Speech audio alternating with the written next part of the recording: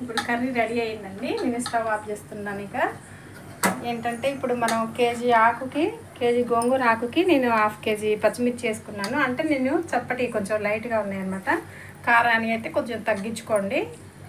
1/2 KG వేసుకోమాకండి. నేను కారం తక్కువనే అని చెప్పేసి 1/2 కేజీ వేసుకున్నాను. 2 ఎల్లిపాయలు మిక్సీ పట్టేసి అది వేసుకున్నాను. జీలకర్ర, సాల్ట్ కూడా దానికి తగ్గంత.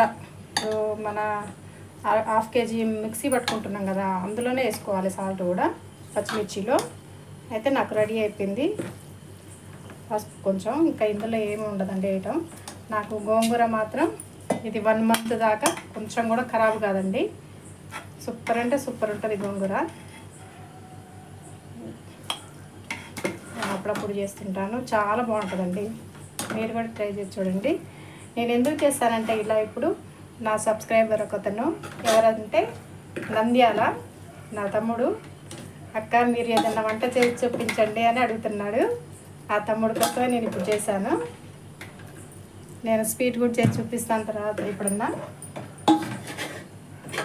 నాకు తోచింది ఇప్పుడు చేశానమాట.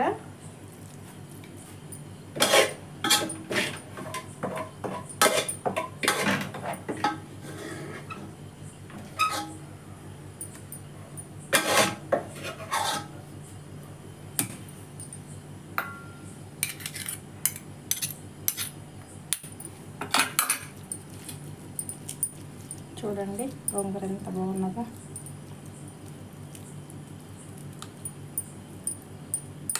ఇప్పుడు ఎలా చేసామో 1 మంత్ వరకు కూడా ఇలానే ఉంటుంది. ఆ తమ్ముడు పేరు వికేఆర్టీ నంద్యాల. ఆ తమ్ముడు అడుగుతున్నాడు, అందుకే చేశాను. ఓకేనా అండి?